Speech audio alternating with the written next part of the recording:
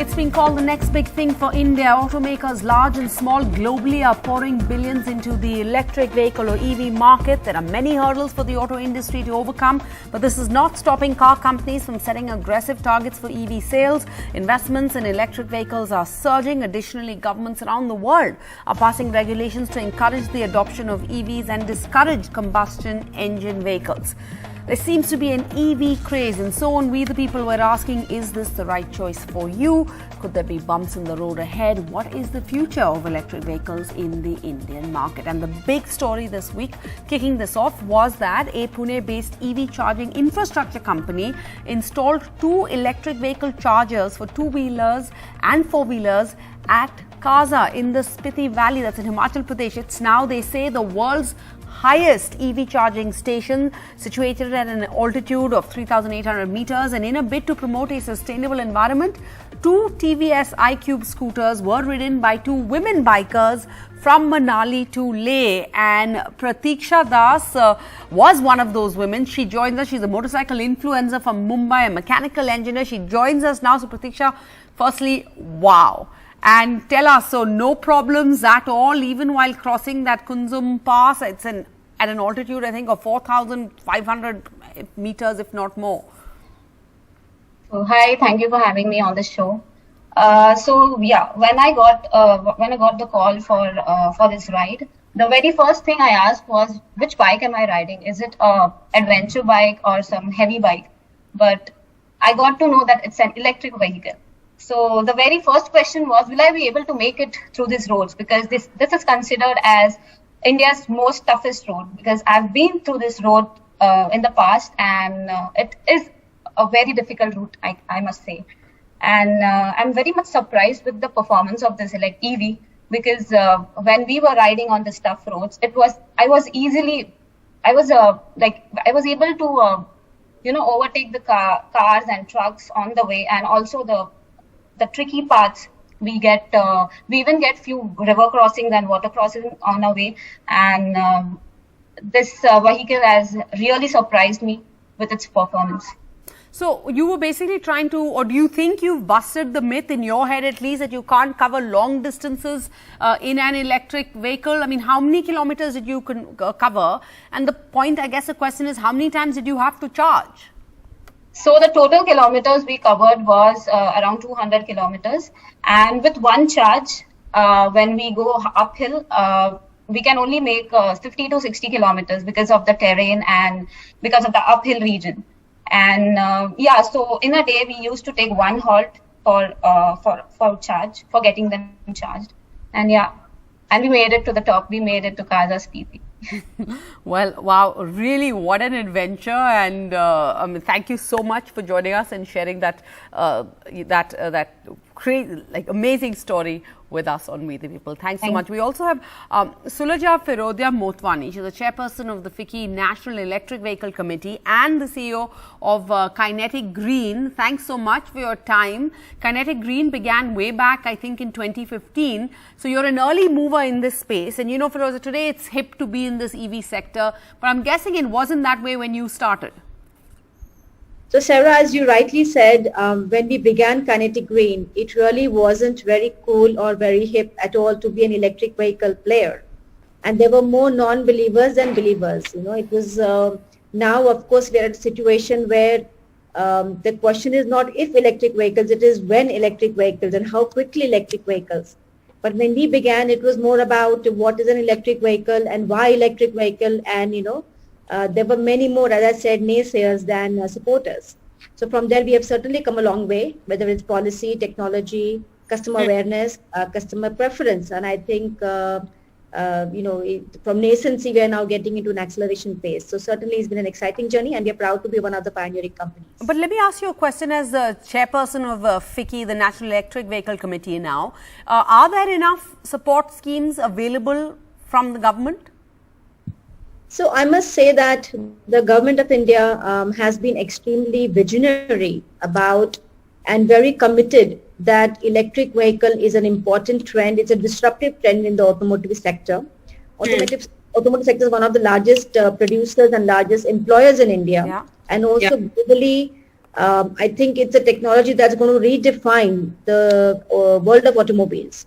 So I think our government has been very clear that not only from the point of view of fuel security, because oil import is an important aspect that needs to be addressed, from the point of view of pollution or environment, because we have the top 25 most polluted cities, 20 are from India.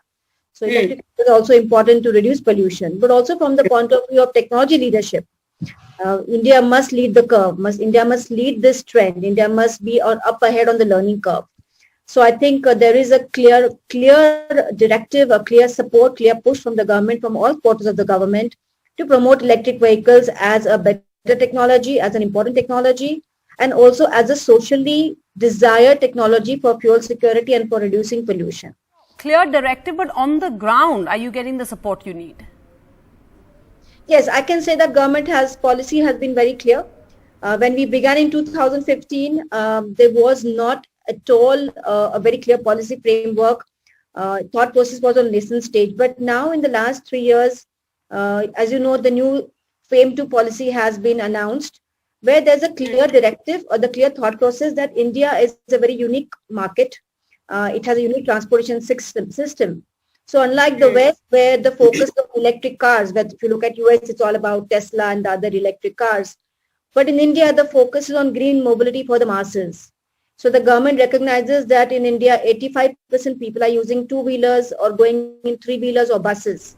And it is these sectors that are going to be electrified first, so that the benefit of electric vehicles can reach the common man, the masses, and can save on the fuel cost.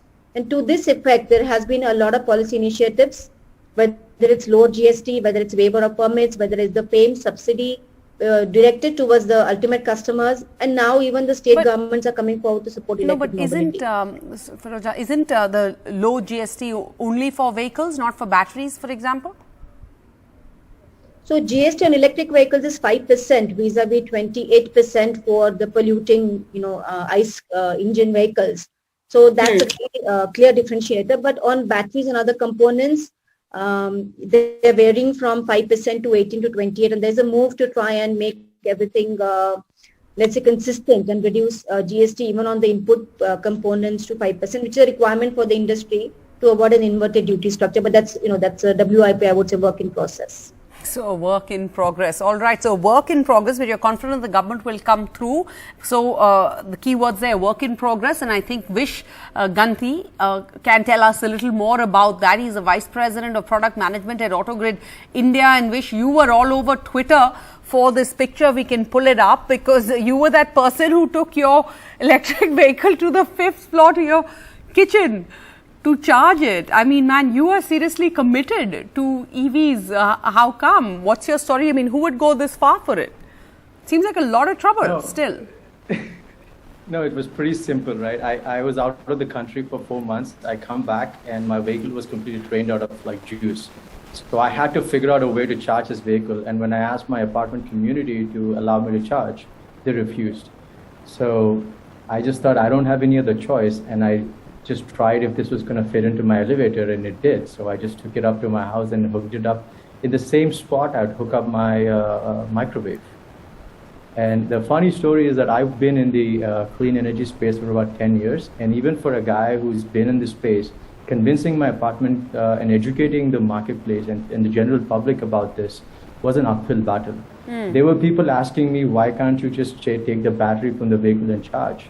You think about it, it's 20 kilos. Who wants to have, like 20 kilo battery lugging every day up and down? And oh, by the way, most OEMs do not support battery swapping today as it stands.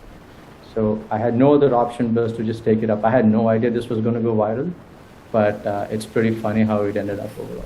No, so that's why we have someone like you on the show, because I mean, it is a reality check, right? Are there bumps in the road? The adoption of EV seems to be really speeding up, but what are the bumps in the road ahead? What is it, according to you, do you think, is there anything we need to red flag for our viewers? And you're the great person because you're both in the industry. You want it to succeed. You want it to work. So tell us, I mean, what should people be wary of? As a technologist, and somebody who's worked in the US for about 10 years, I used to always see things from a technical perspective. But this is one problem that's more behavioral than technical. you have to change the way people use these products, right? It's not the same thing as, going to a gas station and filling your gas. It's going to take 30 minutes at the most. Like, the fastest chargers will charge in 30 or 40 minutes. But in a home, it will take about 6 hours to charge this vehicle. So it's not, you have to work with the constraints of these kind of products, and people have to understand that. And in my case, you'd be surprised. This issue was not about chargers or charging infrastructure. I had a charger that was provided to me by my vehicle OEM. The problem was I needed a 16 amp plug that was wired to my main meter, and the apartment wouldn't permit it, right? So it's not even an issue about infrastructure. It will happen over time. I'm very optimistic about this.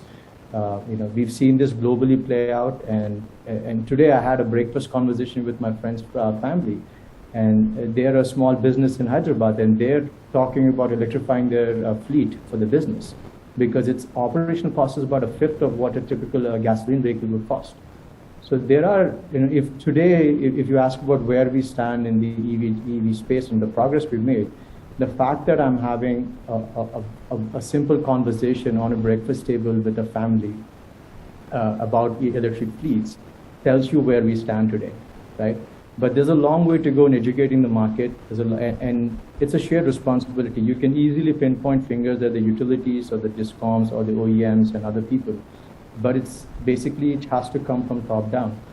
So we should ask ourselves, what is the government doing and what are the entities doing to educate the public about these challenges and the roadblocks, and influence with policy and mandates so that adoption can really take off to the next level.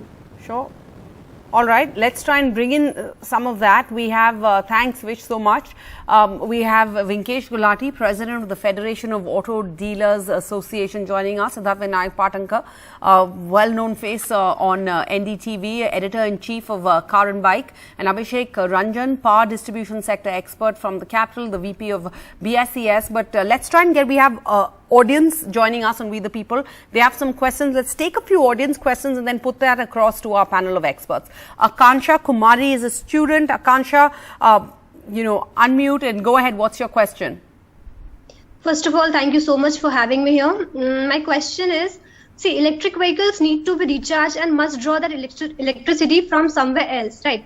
If the electricity comes from a coal burning power plant, the electric vehicle is still a part of pollution cycle, even though it does not emit greenhouse gases itself.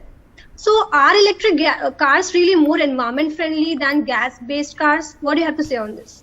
Vinkesh Gulati, would you like to take that? You're a good person, you're in the industry, and as our guest said right up front, this is a disruptive trend. So I guess some parts of the auto sector maybe benefit and others will have to take a step back. So could you take that question?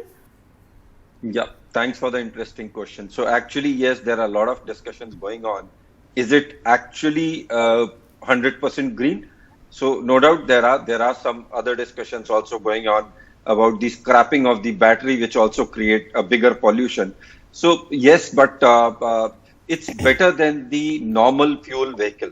So it's a comparison between what is good and what is not good. So as of today, and no doubt the electricity is generated by fuel, the fossil and coal and all, but there are processes of solar energy also, which you can term it as 100% green.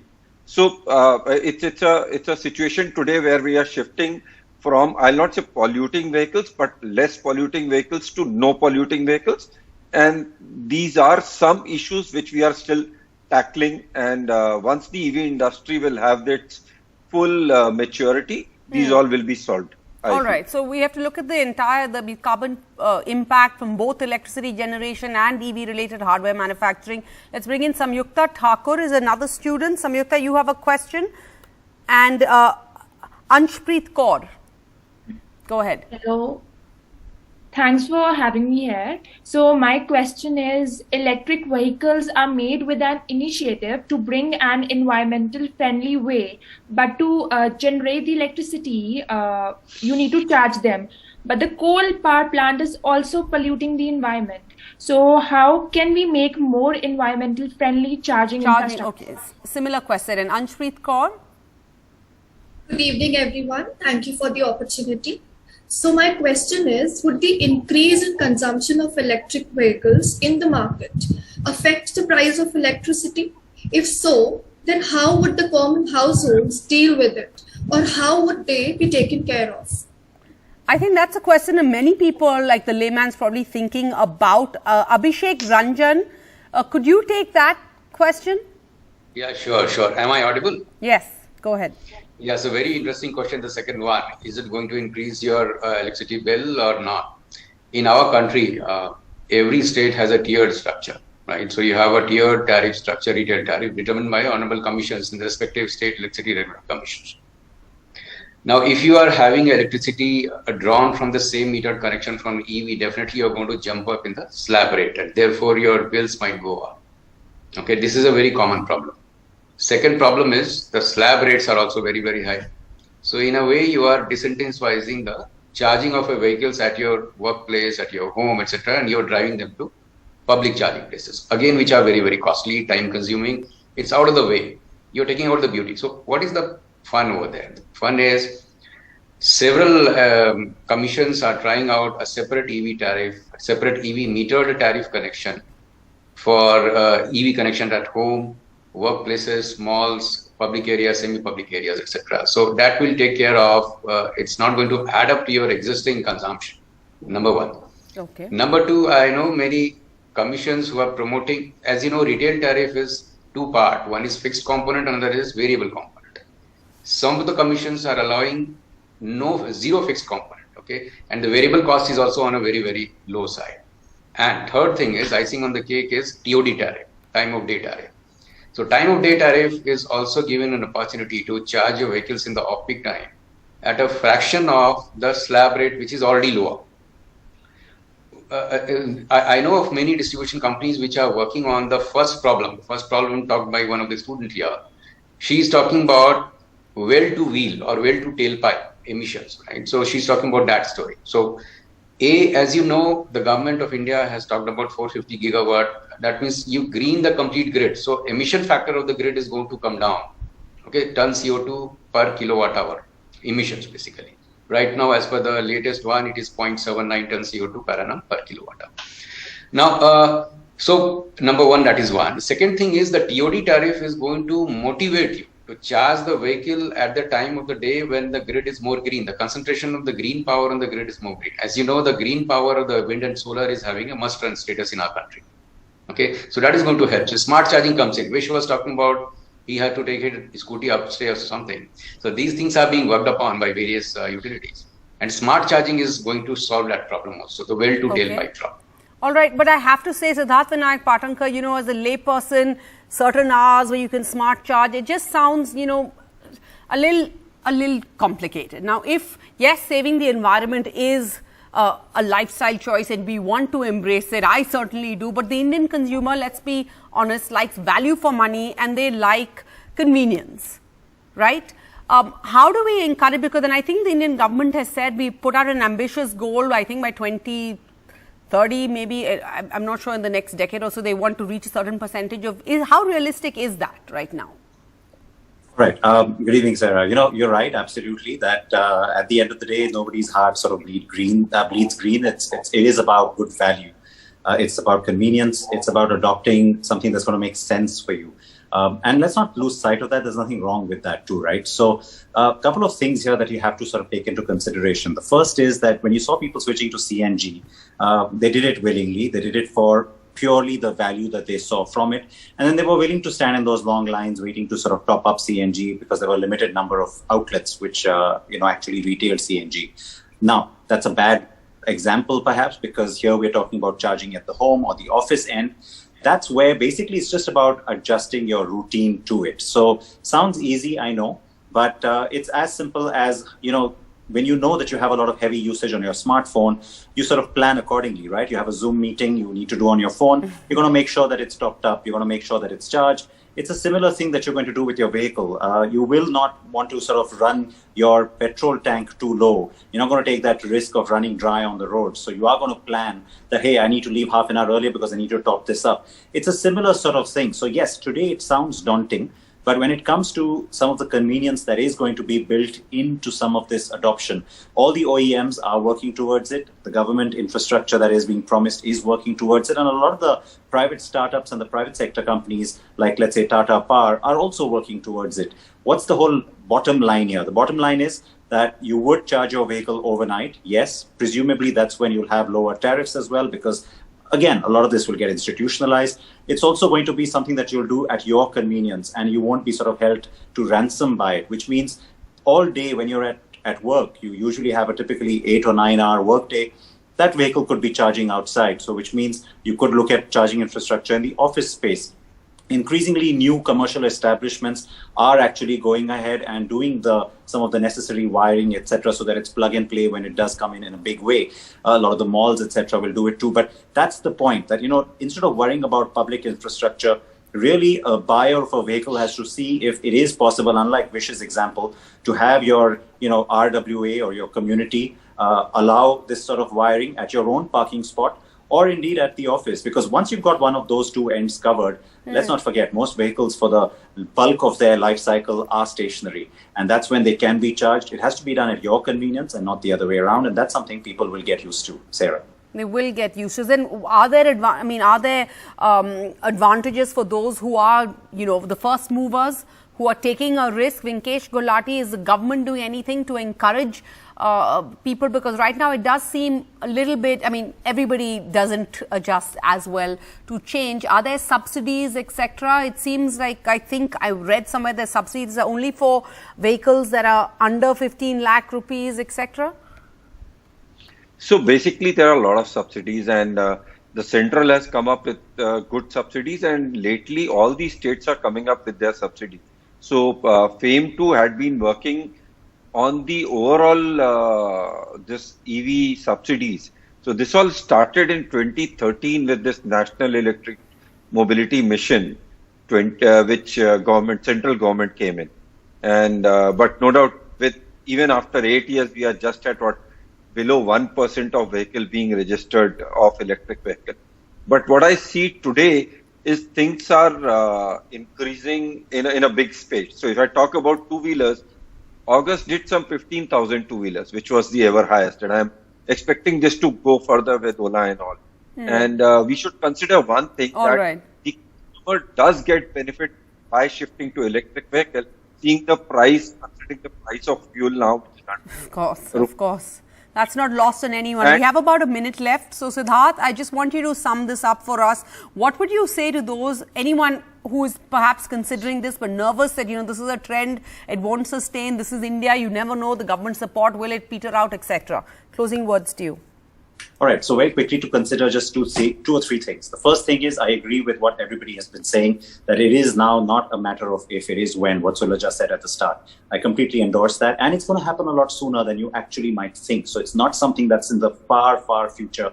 It's going to happen sooner. The other good news is that all the vehicles that we're talking about, they're not sort of these experimental, strange, not nice to ride or drive.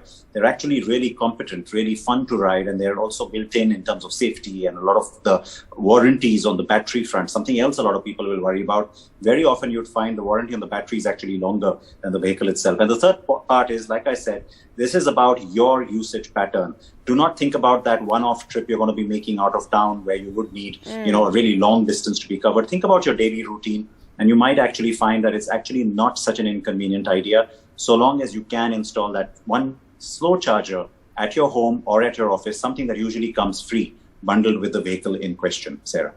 All right. Thank you. Thank you all. That's all we have time for tonight. But thank you for joining us and clarifying a lot of these doubts I'm sure that our audience have had. Thank you all for joining us on We the People. Bye-bye.